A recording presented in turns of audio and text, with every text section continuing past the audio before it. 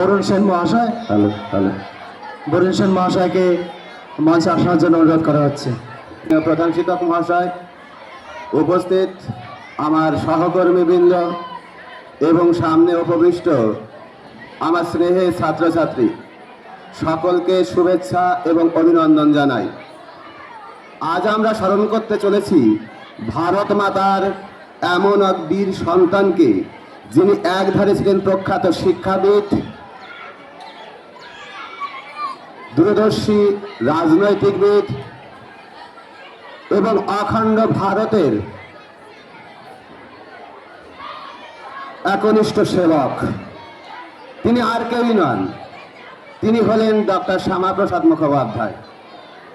তার লড়াকু জীবনের বিভিন্ন দিক বর্ণনা করতে গেলে মনে পড়ে যায় বিশ্বকবি রবীন্দ্রনাথ ঠাকুরের সেই বিখ্যাত লাইন, তোমারে যে চাহিয়াছে ভুলিতে, স্মৃতি তারে চূর্ণ করে ধুলিতে। হ্যাঁ, ইতিহাসের পাতা থেকে হয়তো ডক্টর শ্যামাপ্রসাদ মুখোপাধ্যায়ের নাম মুছে দেওয়ার চেষ্টা করেছেন হয় কেউ কেউ, কিন্তু এই অখণ্ড ভারতবর্ষ এবং রাজনৈতিক ইতিহাসের মানচিত্র থেকে ডক্টর শ্যামাপ্রসাদ মুখোপাধ্যায়ের নাম কোনোভাবেই কারো পক্ষে মুছে ফেলা সম্ভব নয়। ডক্টর শ্যামাপ্রসাদ মুখোপাধ্যায় 1901 খ্রিস্টাব্দে 6 জুলাই কলকাতার এক সচ্ছল পরিবারে জন্মগ্রহণ করেন। তার পিতা ছিলেন আশুতোষ মুখোপাধ্যায়। এই আশুতোষ মুখোপাধ্যায় ছিলেন কলকাতা হাইকোর্টের বিচারক এবং কলকাতা বিশ্ববিদ্যালয়ের উপাচার্য। আর ডক্টর শ্যামাপ্রসাদ মুখোপাধ্যায় ছোটবেলা থেকেই মেধাবী ছিলেন। ডক্টর শ্যামাপ্রসাদ মুখোপাধ্যায় কলকাতা বিশ্ববিদ্যালয় থেকে বিএ এবং এমএতে প্রথম শ্রেণীতে প্রথম হন। পরবর্তীকালে তিনি আইন পাশ করেন এবং তার পরে ইংল্যান্ড থেকে ব্যারিস্টারি ডিগ্রি নেন। শ্যামাপ্রসাদ মুখোপাধ্যায় কর্মজীবন শুরু করেছিলেন 1934 খ্রিস্টাব্দে। মাত্র 33 বছর বয়সে সর্বকনিষ্ঠ উপাচার্য হিসাবে কলকাতা বিশ্ববিদ্যালয়ে নিযুক্ত হন। তিনি 1938 খ্রিস্টাব্দ পর্যন্তই ওই পদে আসীন ছিলেন। এই সময় কলকাতা বিশ্ববিদ্যালয়ের সমাবর্তন অনুষ্ঠানে বিশ্বকবি রবীন্দ্রনাথ ঠাকুর বাংলাতে প্রথম বক্তৃতা দেওয়ার সুযোগ পান। তার পরবর্তী সময়ে এই বাংলাকেই বিশ্ববিদ্যালয়ের শিক্ষার মাধ্যম হিসাবে স্বীকৃতি দেওয়া হয়। এটি বাংলার শিক্ষা জগতের এক বৈপ্লবিক ঘটনা বলে মনে করা হয়। কিন্তু যখনই ভারত মাতার অসম্মান হচ্ছে, তার ভূখণ্ডনে দ্বিচারিতা করা হচ্ছে, ঠিক সেই সময় তিনি গর্জে উঠলেন।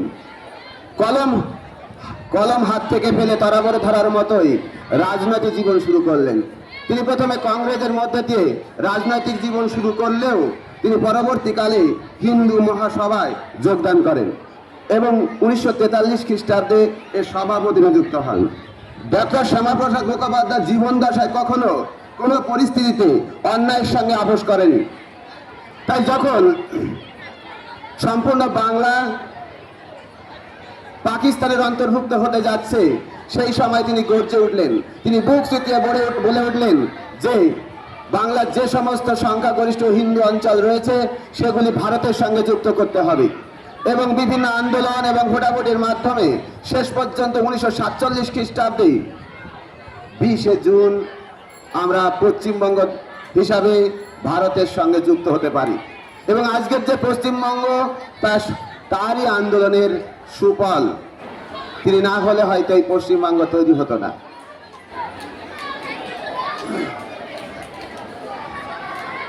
উনিশশো 1947 খ্রিস্টাব্দে দেশ যখন স্বাধীন হলো, তখন যে অন্তর্বর্তীকালীন সরকার গঠিত হয় জওহরলাল নেহরুর নেতৃত্বে, সেই সময় তিনি শিল্প এবং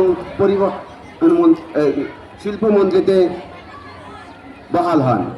সেই সময় তিনি বেশ কিছু শিল্প প্রতিষ্ঠা করেন এবং স্বাধীন ভারতের প্রথম শিল্পনীতি তার হাত দ্বারাই রচিত হয়।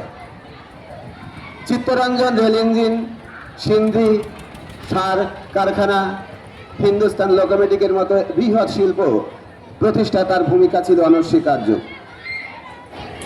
ডক্টর শ্যামাপ্রসাদ মুখোপাধ্যায় ছিলেন মানবদরদী। মানবতার কারণে তিনি তার মন্ত্রিত্ব ত্যাগ করতে পিছু পা হননি। তাই তো যখন 1950 খ্রিস্টাব্দে লিয়াকত নেহেরু চুক্তি হয়, সেই চুক্তিতে পূর্ব বাংলা তথা পূর্ব পাকিস্তান থেকে যে হিন্দু শরণার্থীরা ভারতে আসছিলেন, সেই তাদের অধিকার এবং নিরাপত্তা নিয়ে তিনি ক্ষুব্ধ হন। তিনি নেহেরু সরকারের সমালোচনা করেন এবং শেষে তিনি মন্ত্রিত্ব ত্যাগ করেন। মন্ত্রিত্ব ত্যাগ করেও তিনি ক্ষান্ত হননি। তারপর 1951 খ্রিস্টাব্দে অক্টোবর মাসে রাষ্ট্রীয় স্বয়ংসেবক সংঘ RSS এর সহযোগিতায় তিনি তৈরি করলেন ভারতীয় জনসংঘ। আর এই ভারতীয় জনসংঘের পরবর্তীকালে ভারতীয় জনতা পার্টি বা বিজেপি আজকে আত্মপ্রকাশ ঘটে। তার কাশ্মীর নিয়ে আন্দোলন, কাশ্মীরের পুনর্সংযুতি বা অন্তর্ভুক্তির লড়াই ছিল এক আত্মত্যাগের আন্দোলন। কাশ্মীরের জন্য আলাদা নীতি নির্ধারিত হবে, যা 370 ধারা নামে আমরা জানি, এবং কাশ্মীরে পৌঁছাতে গেলে পারমিট বা অনুমতি নিতে হবে। তিনি এর বিরুদ্ধে রুখে দাঁড়ালেন। তার কাছে যে দেশ মাতৃকার অখণ্ড, তাই মূল নীতি, মূল মন্ত্র। তাই তিনি বলে উঠলেন, বজ্রকণ্ঠে ঘোষণা করলেন, এক দেশে দুই বিধান, দুই প্রধান, দুই নিশান থাকবে না। অর্থাৎ এক দেশে একটি প্রধান, একটি পতাকা, একটি সংবিধান থাকবে।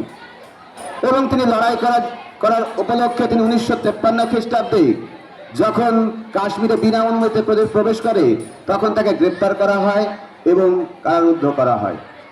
1953 খ্রিস্টাব্দে 20 জুন তার অকাল প্রয়াণ ঘটে।